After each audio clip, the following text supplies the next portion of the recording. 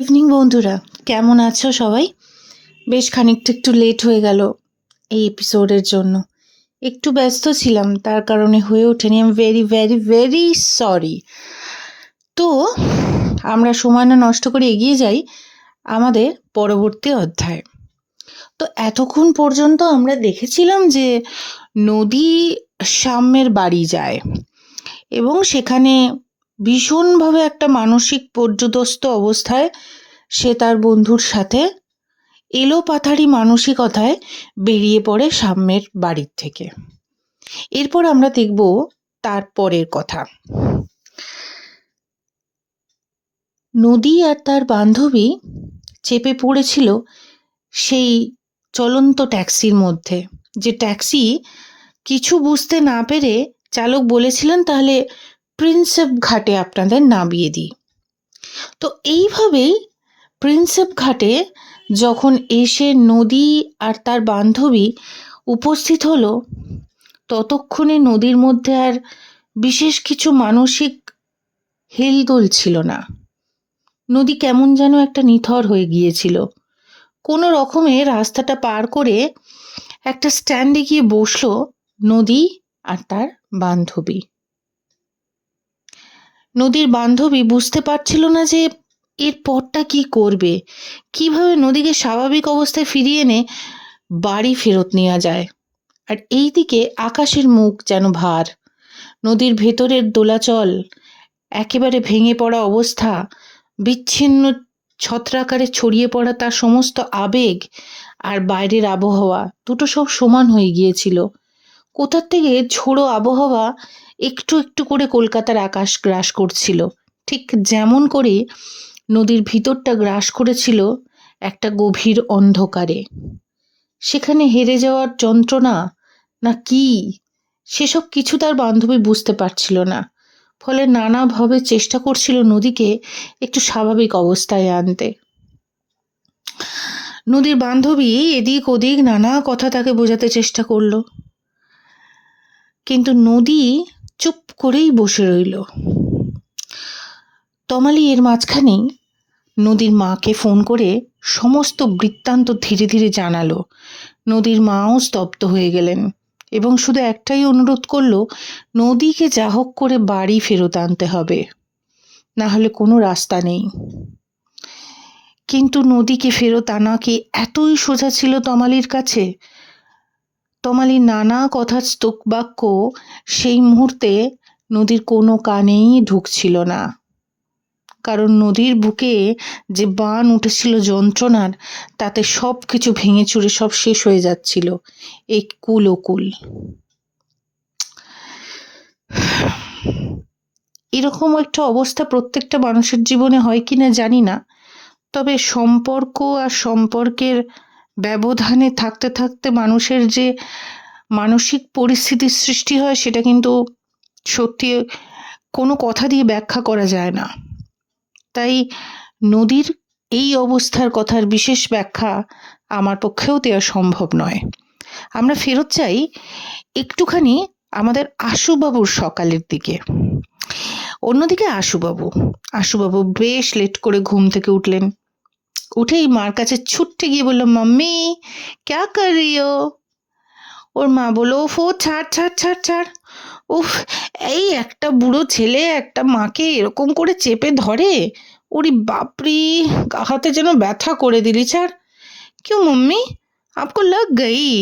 না, লাগবে না, না তুমি আমার ধাড়া ছেলে, এমন গুলি ফোলানো বডি তোমার, আর তুমি আমায় চেপে ধরলে আমার লাগবে না। ভালো বললি তো, বস চুপ করে, যা ফ্রেশ হয়ে আমি তোর জন্য একটু চা করি। ঠিক হে মাম্মি বলে ছুটে চলে গেল বাথরুমের দিকে। রীনা দেবীর গোটা বিষয়টাই একটু অন্যরকম ঠেকছিল গত সন্ধে থেকেই। ছেলে ফেরার পর থেকেই কেমন যেন একটা অন্যরকম তার বডি ল্যাঙ্গুয়েজ। আসলে নতুন করে মনের মধ্যে কিছু তৈরি হওয়ার থেকেও সবটা যদি নতুন হয়ে যায় তাহলে তো হবেই সবার চোখে পড়া পড়ি বাবা। তো আশু কি করলো, বাথরুমে গিয়ে বেশ গুনগুন করে গান করতে শুরু করলো। রীনা দেবী তো চক্ষু চড়ক গাছ, বাবা ছেলে হঠাৎ গান করছে, না ভালো ভালো ভালো, সবই ভালো। এই বলে চায়ে গরম একটা সুন্দর গন্ধ নিয়ে ফুটে ওঠা চায়ের গন্ধটা আশুর নাক অব্দি পৌঁছেই গিয়েছিল। আশু বাথরুম থেকে বেরিয়ে বলল, মা, কি সুন্দর গন্ধ বেরোচ্ছে তোমার চাটায়, কই আমরা করলে তো হয় না। তোরা চা রান্না করিস? তোরা তো করিস ওই রেডি মিক্সটা, ওটা আবার চা নাকি? গুঁড়ো না গাঁড়া কিসের বাবা? দরকার নেই, এদিকে আয় আয়, চলে আয়। বলে মা আর ছেলে ব্যালকনির একটা সিটে বসলো। এদিক সেদিক কথায় রীনা দেবী ছেলের মনের আবভাব বুঝতে চেষ্টা করলেন, যে নতুন কারোর সাথে আলাপ টালাপ হলো কিনা। হতেই পারে, ইয়াং ছেলে। না, সেরকম কিছু বার করতে না পারলেও এইটুকু অনুমান করেই ফেলেছিল যে ছেলের একটা নতুন কিছু হচ্ছে। যা হোক, যা হচ্ছে ভালো হলেই হলো, সে ভালো থাকলেই হলো। এরপর রীনা দেবী উঠে গিয়ে আসতো একটা সুন্দর দিনে শুরু করলেন আর রান্না বান্নায় মন দিলেন। এইদিকে আশুবাবুর মনে অন্য চিন্তা। তাকে জেনে নিতে হবে শ্রীরামপুর শহরটা কি কি আছে, কিভাবে যেতে হবে ইত্যাদি।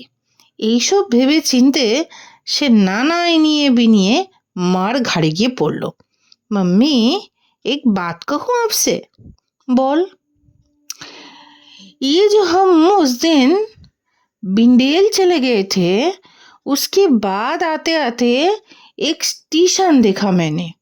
स्टेशन देखेছিস? কি स्टेशन रे? वो क्या नाम था, श्री राम के नाम से? श्रीरामपुर? हाँ मम्मी, हाँ हाँ, वही वही। आप जानती हो? हाँ, জানবো না কেন।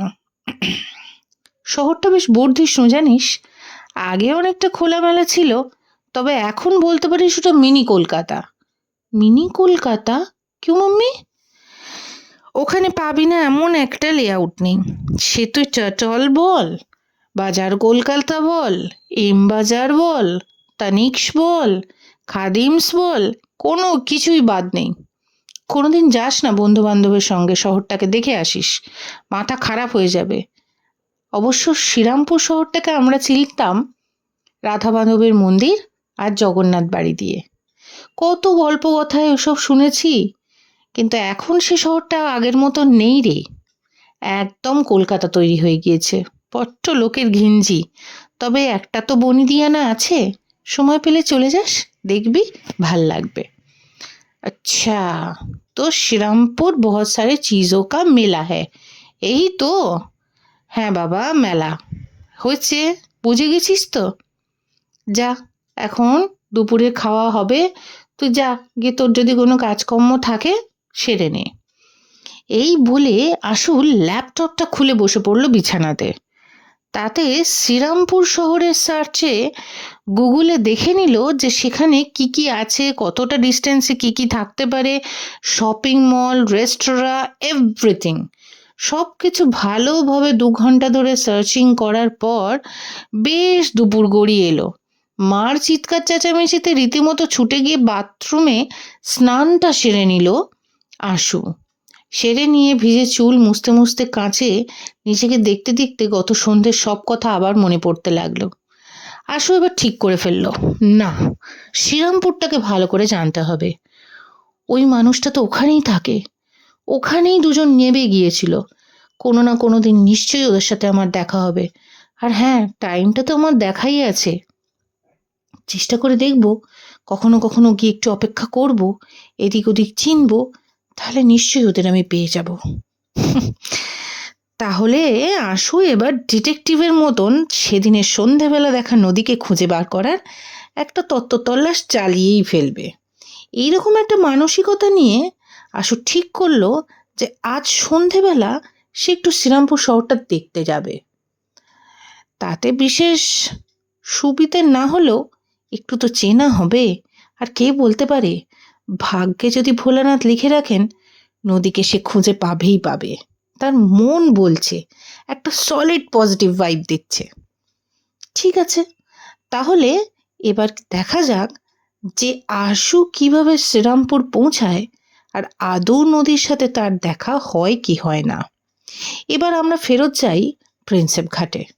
প্রিন্সেপ ঘাটে তখনও আনমনা হয়ে নদী বসে আছে, চোখের জল শুকিয়ে গেছে, চোখ আরো গভীর, ভাবলেশভাবে তাকিয়ে আছে সে। তমালি বুঝতে পারছিল না যে সে কি করবে। এরপর সে উঠে গিয়ে একটা খাবার জলের বোতল নিয়ে এলো। নদী, নদী, না, নদীর উত্তর নেই।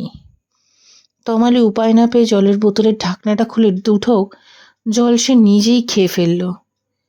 বেশ খানিকক্ষণ নিস্তব্ধ হয়ে তাকিয়ে থাকতে থাকতে অঝোরে বৃষ্টি এলো। তাদের বসার জায়গাটায় প্রায় ঝাঁটে দুজন পা পর্যন্ত তো ভিজেই গিয়েছিল, কিন্তু নদী হেলেও না, নড়েও না, চড়েও না। তমালি যেন রীতিমতো এই ট্রমাটাইজড মেয়েটার দিকে তাকিয়ে ভয়ে কুঁকড়ে উঠল। দুফোঁটা জল তারও চোখ দিয়ে বেয়ে পড়ল। বুঝতে পারল না তার সব থেকে প্রিয় মানুষটার এরম পরিণামের কারণ কি। দোষ, একটা মানুষ যদি একটা মানুষকে ভালোবাসে, তার সঙ্গে থাকতে চায়, ভগবান এরকম অদ্ভুত পরিণাম কেন লিখবেন একটা মানুষের? ভেতরটা যেন তোলপাড় করে উঠল তমালির।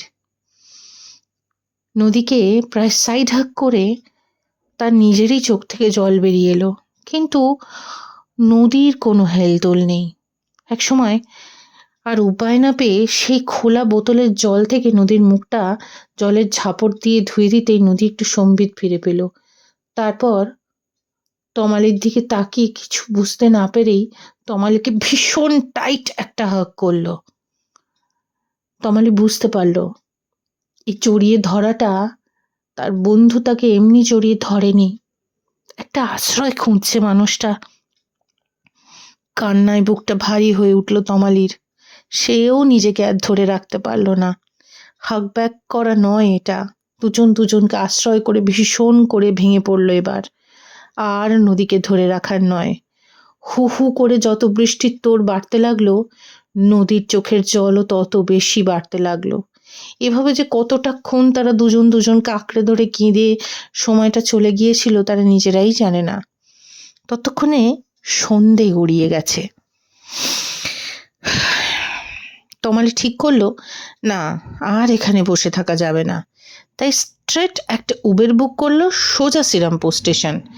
কোনো ব্রেক জার্নি নয়। উবেরও পেয়ে গেল তারা, চেপে পড়লো উবেরে। এরপর সোজা তারা গিয়ে নামলো শ্রীরামপুর স্টেশনে। কিন্তু এ কি সাংঘাতিক বৃষ্টি! বৃষ্টিতে চারপাশ একেবারে জলে টইটুম্বুর। ওফ ভগবান, এইটাই দেখবার ছিল। তমালি বেশ বিরক্ত হয়েই বুঝতে পারলো না যে কি করবে। উবুঝন্ত বৃষ্টি। তাই নদীকে হাত ধরে রাস্তা পার করার সময় তমালি বুঝতে পারলো যে নদীর শরীর পুরো হিটারের মতন গরম হয়ে গেছে। সে বুঝতে পারলো যে নদীর প্রচণ্ড জ্বর এসেছে। কি করবে বুঝতে না পেরে সামনের একটা ওষুধের দোকানে গিয়ে একটা প্যারাসিটামল ট্যাবলেট কিনলো। আর নদীকে ওই খালি পেটে অবস্থাতেই জল দিয়ে তমালি কিছু না চিন্তা করে খাইয়ে দিল। তারপর চিন্তা করলে এরকম সবে ভেজে জামা কাপড়টা পরে ওকে কী করে বাড়ি নিয়ে যায় সে। বাধ্য হয়েই স্টেশন সংলগ্ন একটা শপিং মল সে বেছে নিল একটা জামা পরিবর্তন করার জন্য। ফলে রীতিমতো নদীকে হাত ধরে একটা ছোট বাচ্চাকে যেভাবে মা নিয়ে যায়, তমালিও সেইভাবেই নিয়ে যাচ্ছিল। নিয়ে গিয়ে কোনো রকমে নদীর গায়ের সাইজের একটা জামার একটা জিন্স নিয়ে সে সোজা চলে গেল চেঞ্জিংয়ে। চেঞ্জিংয়ে ঢুকিয়ে নদীকে এবার বলল যে, বাবু এটা তো একটু চেঞ্জ করে নে লক্ষ্মী মা আমার, এটা পরে যাওয়া যায় না, তোর সারা শরীর সপসপে ভেজা, লক্ষ্মী মা আমার যা। বলে ঠেলে একরকম ভিতরে পাঠিয়ে দিল। পাঠিয়ে দিয়ে চুপ করে দাঁড়িয়ে আছে। এরকম সময় একটা ছেলে উপরে একটা র্যাক্স থেকে জিন্স পরার সময় দু চারটে জিন্স হাত ফসকে সোজা গিয়ে তমালির ঘাড়ে। তমালি বেশ বিরক্ত সোজা বলে, আপনার কি চোখ নেই না? চোখ থাকতে কানা মশাই। বলতেই চোখে চোখ পড়তেই দুজনেই হাঁ। এ কি, এ তো কত রাতে সেই ছেলেটা। আর আশুতোষ রীতিমতো আচম্বিত হয়ে গেলেন। এ কি ম্যাডাম, আপনি এখানে? হ্যাঁ, হ্যাঁ, আপনার সাথে তো কাল রাতে, ম্যাডাম আপনার মনে পড়ছে না? আপনারা দুজন ছিলেন, আমাকে স্টেশনে ট্রেন দেখিয়ে দিলেন। হ্যাঁ, হ্যাঁ, হ্যাঁ, হ্যাঁ। আচ্ছা, আচ্ছা, আচ্ছা, নমস্কার, নমস্কার। নমস্কার ম্যাডাম, নমস্কার ম্যাডাম। আপনি ভালো আছেন তো? হ্যাঁ, হ্যাঁ, ভালো আছি। আপনি ভালো আছেন তো? হ্যাঁ, ভালো আছি। বাইরে বড্ড বৃষ্টি। আসলে আপনি, ম্যাডাম আপনি তো পুরো ভিজে গিয়েছেন। এই অবস্থা থাকলে তো ঠান্ডা লেগে যাবে আপনার। আপনি দাঁড়িয়ে আছেন কেন? দেখুন না, একটা যে কোনো ড্রেস দেখুন না, আপনি চেঞ্জ করে নিন ইনিশিয়ালি। হ্যাঁ, করে নেবো। অ্যাকচুয়ালি আমার বন্ধুও তো ভীষণ ভিজে গিয়েছে, ও চেঞ্জিংয়ে গেছে, ও এলেই আমি যাব। ও, আপনার বন্ধু এসেছেন? হ্যাঁ, আমরা ওই একটু কলকাতায় আমাদের একজন পরিচিতের বাড়ি গিয়েছিলাম, সেখান থেকে আসার সময় ভীষণ ভিজে গিয়েছি, ওজন্যই দাঁড়িয়ে আছি আর কি। ও আচ্ছা, আচ্ছা, আচ্ছা, আচ্ছা। তো আপনার বন্ধু এসছে না? হ্যাঁ, আমার বন্ধু এসছেন। এই বলে আশুতোষের বুকের ভেতরটা কেমন যেন ধড়পড় করতে লাগলো। ভোলা মহেশ্বর তার কথা সয়ে গেছেন।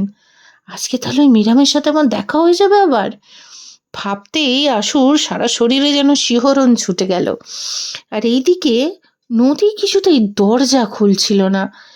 বেশ খানিকটা সময় চলে যাওয়ার পর তমালি বেশ চিন্তিতভাবে নদীকে বাইরে থেকে ডাকাডাকি করতে লাগলো, কিন্তু নদী কিছুতেই দরজা খুলছে না দেখে সে ভীষণ টেন্সড হয়ে আশুতোষের দিকে তাকিয়ে বলল, ভাই ইধার আইয়ে না থোড়া সা। এই শব্দটা কানে আশুতোষের যেতেই কেমন যেন মনটা হয়ে উঠল। ভাই, ভাই বলে ডাকলো। আর নিজেকে আবেগে ধরে রাখা অসম্ভব, কারণ বহু দিনের একটা ফাঁকা জায়গা আশুতোষের ছিল। সে ছোটবেলা থেকেই মাকে আবদার করত যে মা যেন তাকে একটা বোন এনে দেয়, তার সাথে সে খেলবে, তার খেলাগুলো সে শেয়ার করবে, তাকে এদিক ওদিক বেড়াতে নিয়ে যাবে, রাখিতে রাখি বাঁধবে, তাকে সে একটা সুন্দর নূপুর উপহার দেবে। এই সবই তার স্বপ্ন রয়ে গিয়েছিল। আর সেই ডাকটা, ভিতর থেকে ডাক, ভাই, ব্যাস আশুতোষকে সামলানো মুশকিল। ছুটতে গিয়ে তমালির হাত ধরে বলল, क्या हुआ गुड़िया, आप इतना चिंतित क्यों है? ভাই, দেখো না, আমার বন্ধু ভেতরে কোনো সাড়া দিচ্ছে না, কি করি বলো তো?